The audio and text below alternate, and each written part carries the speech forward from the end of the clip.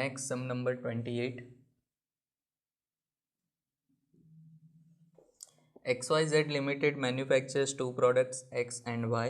The contribution per unit for product X is rupees 18 and rupees 10 for product Y. Okay, सो यहाँ पर दो product है, तो first product X को हम लोग यहाँ पर X डिनोट करेंगे एंड प्रोडक्ट Y के लिए Y. ओके, आप A एंड B भी यूज़ कर सकते हैं, आप कोई भी वेरिएबल दो ले सकते हैं. कंट्रीब्यूशन पर यूनिट ऑलरेडी दिया हुआ है, मतलब कंट्रीब्यूशन यानी ऑब्जेक्टिव फंक्शन, उसके बेस पे हम लोग यहाँ डिसाइड करेंगे. So objective function z equal to contribution of x का कंट्रीब्यूशन 18x यानी कि 18 रुपीज़, ओके, प्लस y का कंट्रीब्यूशन 10 रुपीज़ है यानी कि 10y. ओके, इसे हमें मैक्सिमाइज करना है. सो मैक्सिमाइज z हमारा होना चाहिए 18x plus 10y.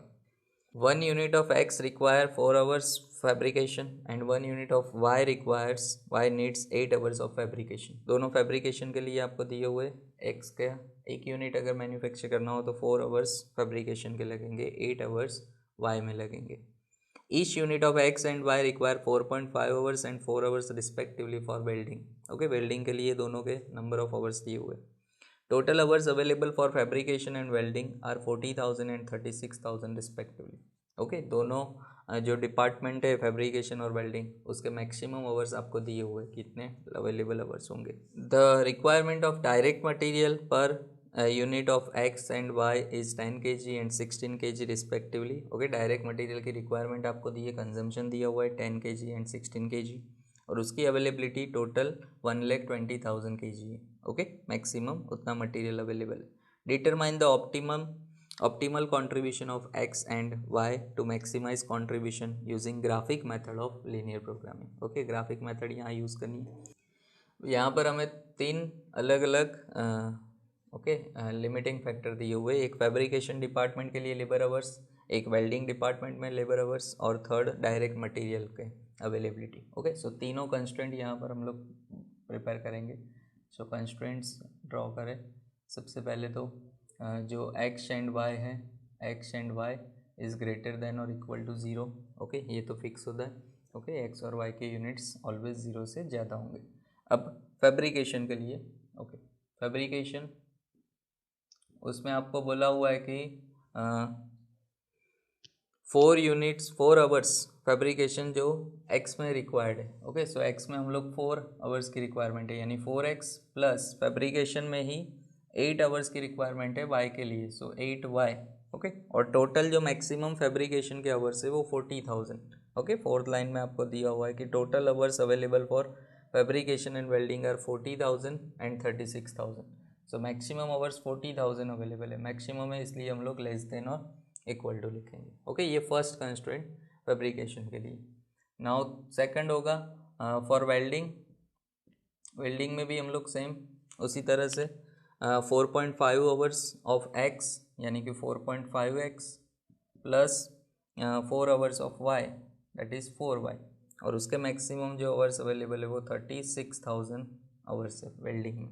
Okay, and third direct material के लिए. सो यहाँ डायरेक्ट मटेरियल का हम लोग एक कंस्ट्रेंट प्रिपेयर करेंगे. डायरेक्ट मटेरियल के लिए देखें, सो एक 10 kg ऑफ मटेरियल जो रिक्वायर्ड है x में प्लस 16 kg फॉर y, और टोटल जो मटेरियल अवेलेबल है 1,20,000 kg. ओके, सो ये तीन कंस्ट्रेंट यहाँ पर प्रिपेयर होगी, और ये तीनों कंस्ट्रेंट के बेस पे हम लोग सबसे पहले पॉइंट्स फाइंड करेंगे. तो पॉइंट्स डिनोट करें x and y. Okay, x में पहले तो 0 रखे x की जगह, तो 40,000 डिवाइड बाई 8 हो जाएगा यानी कि 5,000.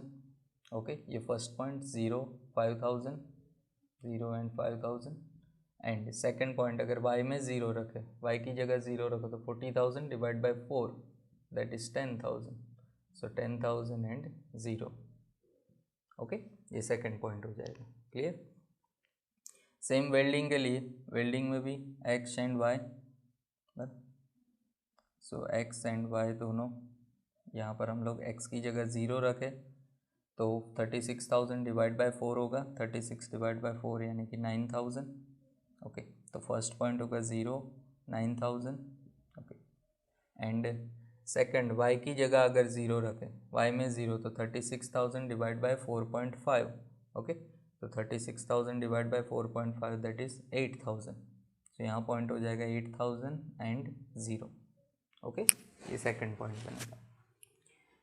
सेम डायरेक्ट मटेरियल के लिए, डायरेक्ट मटेरियल में x की जगह पहले 0 रखें, ओके, x एंड y के दोनों के पॉइंट्स फाइंड करें, सो x की जगह पहले 0, तो 1,20,000 divide by 16 that is 7,500, okay, और तो फर्स्ट पॉइंट हो जाएगा 0, 7,500 एंड सेकंड y की जगह अगर 0 रखें तो 1,20,000 डिवाइड बाय 10 दैट इज 12,000, तो सेकंड पॉइंट होगा 12,000 एंड 0, क्लियर। तो टोटल 6 पॉइंट्स यहाँ मिलेंगे आपको, 0 5,000, 10,000 0, 0 9,000, 8,000 0, 0 7,500, 12,000 एंड 0, ओके। ये 6 पॉइंट्स हम लोग अरेंज करेंगे, टोटल 3 कंस्ट्रेंट यहाँ प्रिपेयर होगी, 3 लाइन प्रिपेयर करेंगे और फिर तीनों को इंटरसेक्ट करके हम लोग ओरिजिन की तरफ फाइंड करेंगे, ओके, इंटरसेक्टिंग पॉइंट। तो अब ये जो 6 पॉइंट्स हमने फाइंड किए वो 6 पॉइंट्स को हम लोग यहाँ ग्राफ में अरेंज करेंगे और उसके बाद हम लोग फाइंड करेंगे। सो फर्स्ट पॉइंट था फैब्रिकेशन के लिए 0 to 5,000, ओके, 0 x पे यानी कि यहाँ पर और 5,000 y पे, ओके, दैट इज 0 5,000, ये फर्स्ट कंस्ट्रेंट के लिए।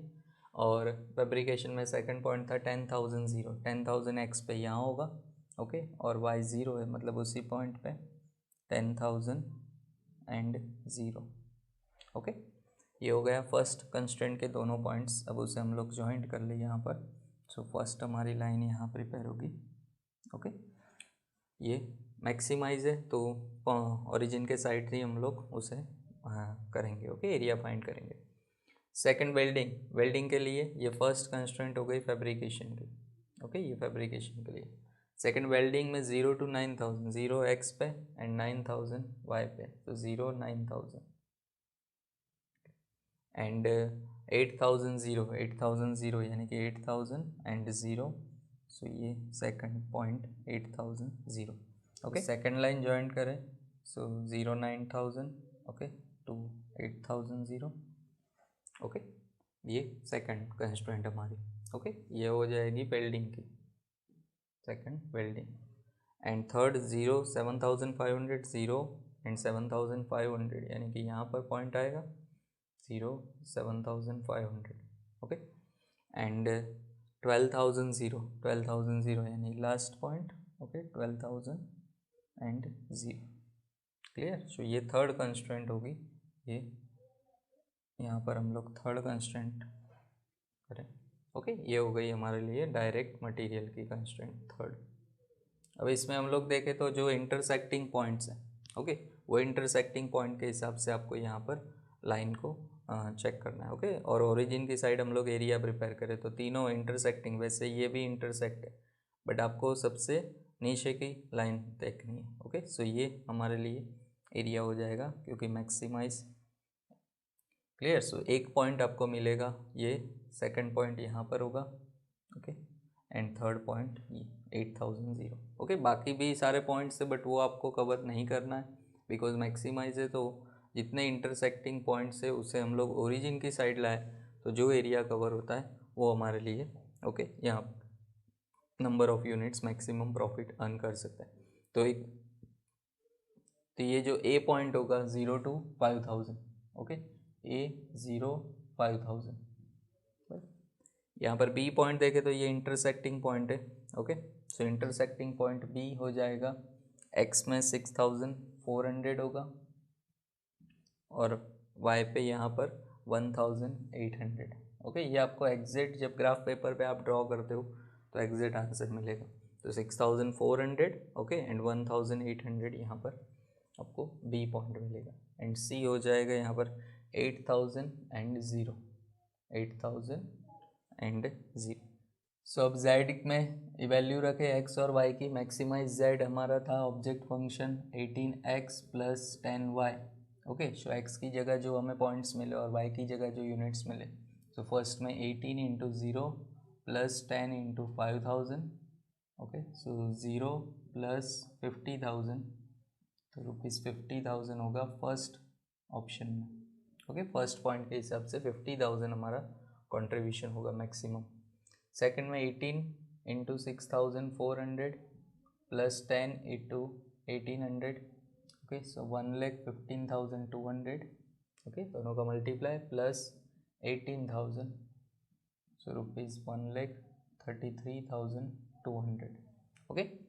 And third 18 into 8,000 plus 10 into 0, so 1,44,000 plus 0, that is rupees 1,44,000, okay. अब तीनों में हम लोग मैक्सिमाइज, हमारा ऑब्जेक्टिव फंक्शन था, तीनों में जो मैक्सिमम वैल्यू है उसे हम लोग यहाँ पर कंसीडर करेंगे। सो पॉइंट सी जो हमारा ऑप्टिमल आउटपुट होगा, ओके। तो ऑप्टिमल आउटपुट यहाँ हम लोग देखें, सो ऑप्टिमल आउटपुट क्या होगा कि company can produce 8,000 units of, okay, कौन सी प्रोडक्ट है यहाँ पर, x, okay, product x only, 8,000 unit of product x only, okay. अगर कंपनी को मैक्सिमम आउटपुट, मैक्सिमम कंट्रीब्यूशन अगर रिसीव करना है, अचीव करना है, तो उसके लिए सिर्फ और सिर्फ एक्स का प्रोडक्शन करना होगा, और वो भी 8,000 यूनिट्स। वाई के कोई यूनिट यहाँ मैन्युफैक्चर करने नहीं है, as per this 3 limiting factor, okay.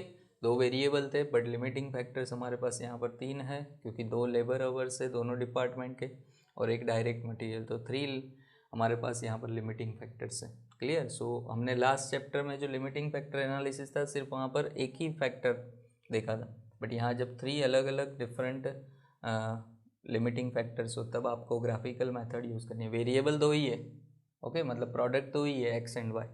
हाँ, अगर प्रोडक्ट ज़्यादा हो, एक्स वाई जेड 3-4 प्रोडक्ट हो, तो हम लोग सिंप्लेक्स मेथड यूज़ करते हैं, ओके। बट जब लिमिटिंग फैक्टर 2 या 2 से ज़्यादा हो तब आप ग्राफिक मेथड यूज़ कर सकते हैं। क्लियर। सो इस तरह से आपको जितनी भी कंस्ट्रेंट पॉसिबल हो वो सारी कंस्ट्रेंट यहाँ पर पहले लिखनी है, उसे ग्राफ में अरेंज करना है, और फिर उसके बेस पे हम लोग ऑप्टिमल आउटपुट फाइंड करेंगे, ओके।